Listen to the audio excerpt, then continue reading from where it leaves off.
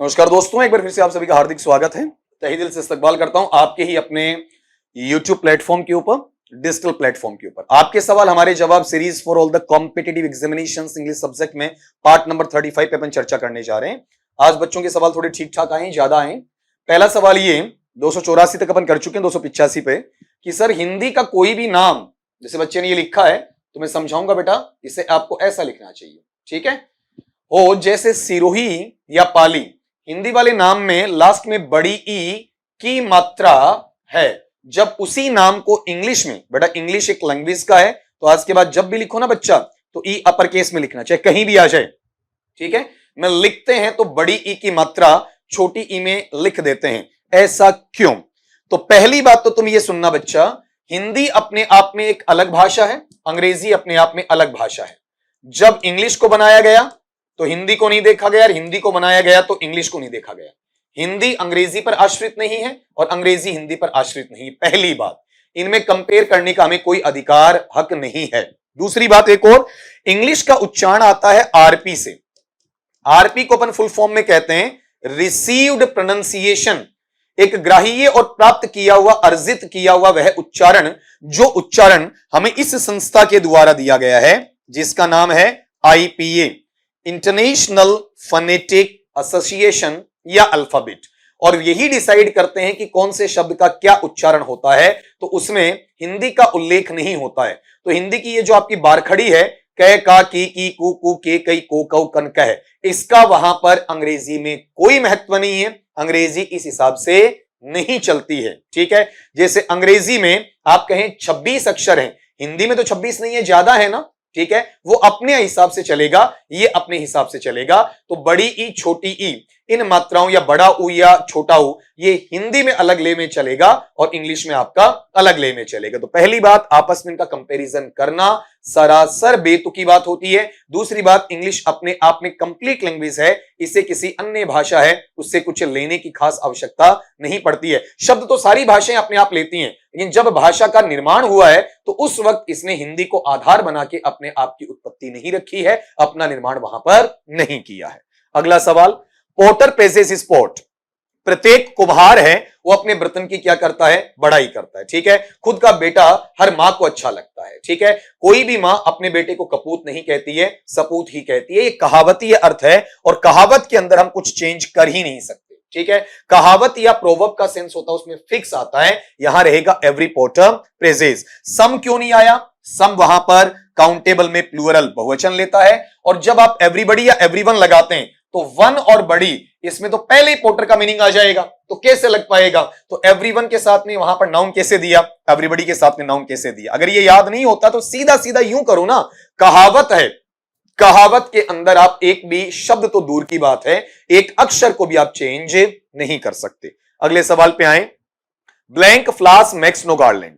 तो यहां गौर करना, अपने पास बच्चे से गड़बड़ी हुई है। जिस बच्चे ने यह सवाल भेजा है, यह ध्यान देना बेटा, यहां पर यह एस नहीं आएगा, आपसे लिखते वक्त यह मिस्टेक हुई है। यह भी एक कहावत है।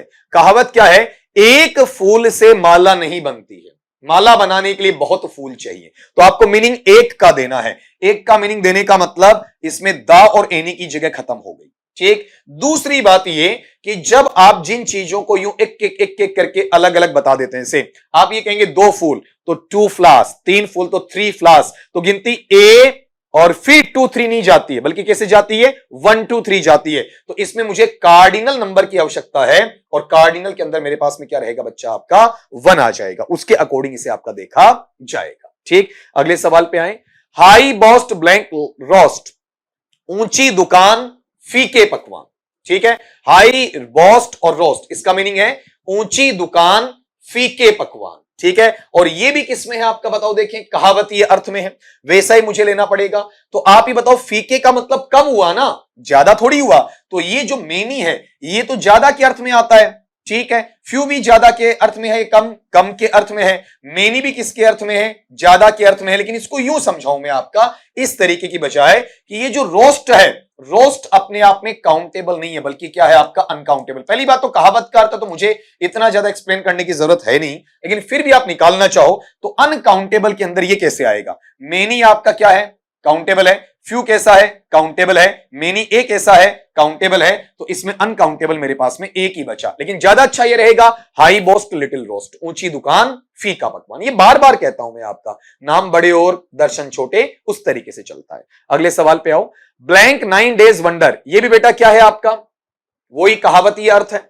अगला कह रहा है कि एक ऐसा चंबा जो 9 दिन का है, ठीक है, मतलब कम समय में ज्यादा काम करना, ये भी प्रोवर्बियल सेंस है आपका। तो यहां चेक करेंगे 9 डेज का एक वंडर, ये सिंगुलर है, एक वचन है, इस हिसाब से अगले ने आपको वहां पर पूछ रखा है, तो प्लूरल के लिए इसमें कोई जगह नहीं है, ऑल आपका बहुवचन है। फिर 9 वाले पार्ट में आप चेक करेंगे, न का साउंड है, तो न कॉन्सोनेंट साउंड आपका व्यंजन ध्वनि है, और व्यंजन ध्वनि में आप एन का इस्तेमाल नहीं कर सकते। कहावत में इसमें आपका कोई भी एक वंडर हो सकता है, इंडेफिनेट सेंस दिया हुआ है, इसलिए डेफिनेट सेंस वाला दा नहीं आएगा, आंसर क्या बनेगा आपका, ए बनेगा। ठीक है, अब ये मैं फिर आपको राय दूंगा, इतना ज्यादा जितना मैं डीप में बोल रहा हूं इतना आपको जाना ही नहीं है, कहावत है, कहावत के अकॉर्डिंग आपको तैयारी से करना है। अगले सवाल में आए, will you give me money, क्या आप मुझे पैसा देंगे।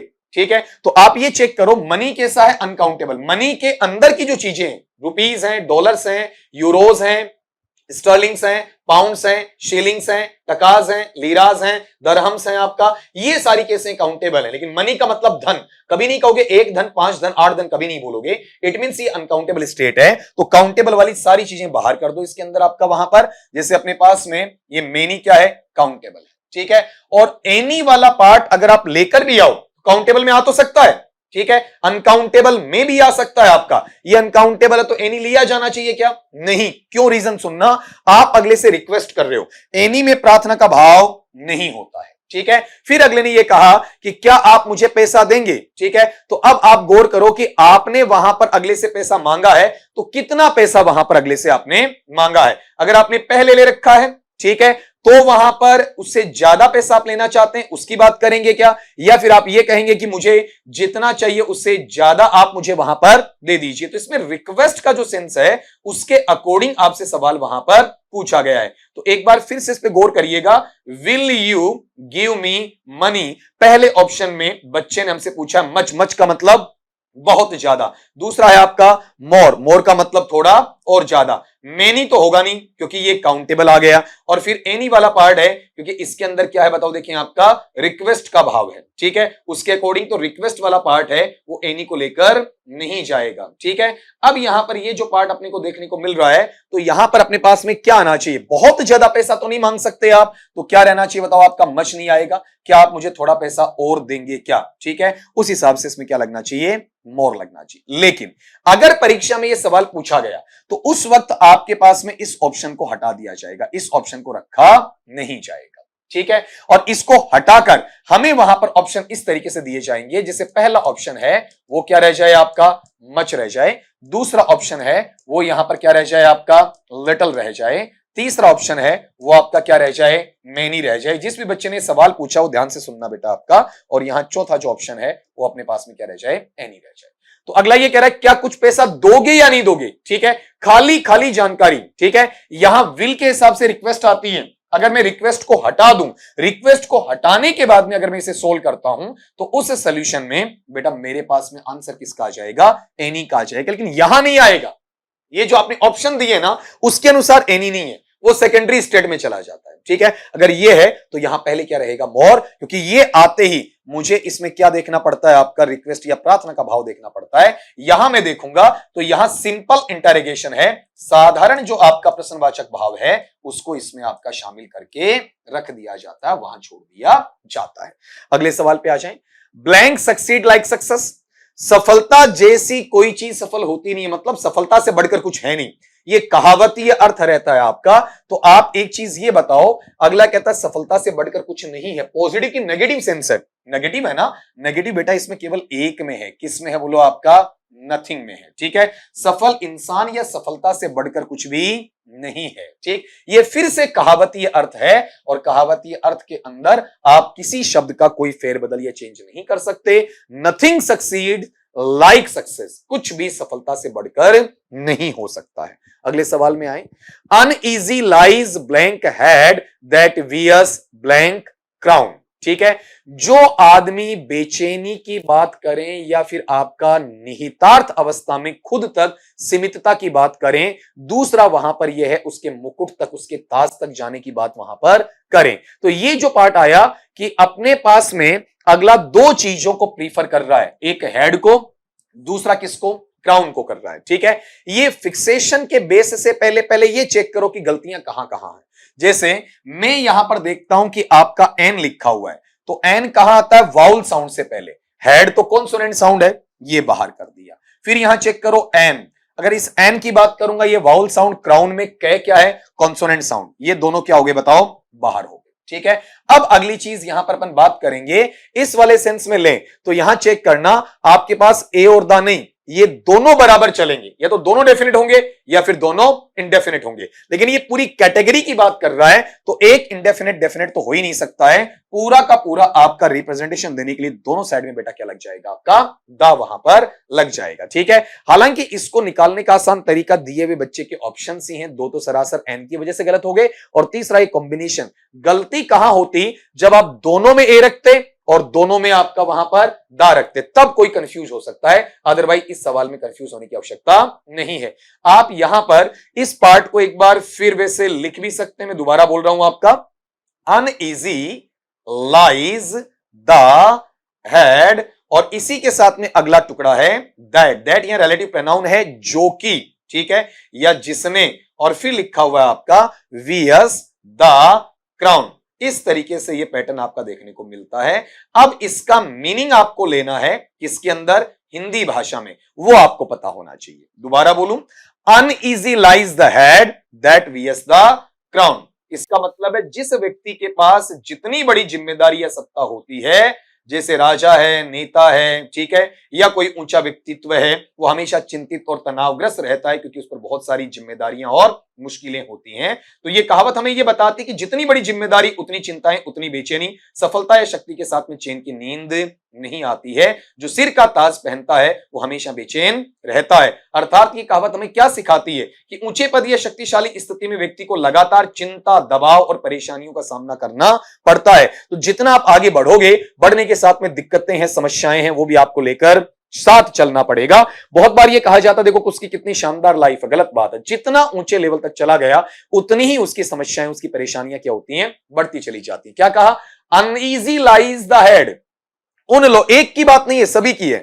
वो व्यक्ति हमेशा बेचैन रहता है, दैट वियस क्राउन, जो सिर का ताज पहनता है, सफलता का ताज वहां पर पहनता है। तो ये एक पर है या सब पर है, सब पर वहां पर लागू किया जा सकता है। अगले सवाल पे आए, we should always save blank money for future. हमें हमेशा भविष्य के लिए पैसा बचाना चाहिए। तो ये मनी अनकाउंटेबल है, तो काउंटेबल वाला सेंस तो इसे बाहर कर दो आपका।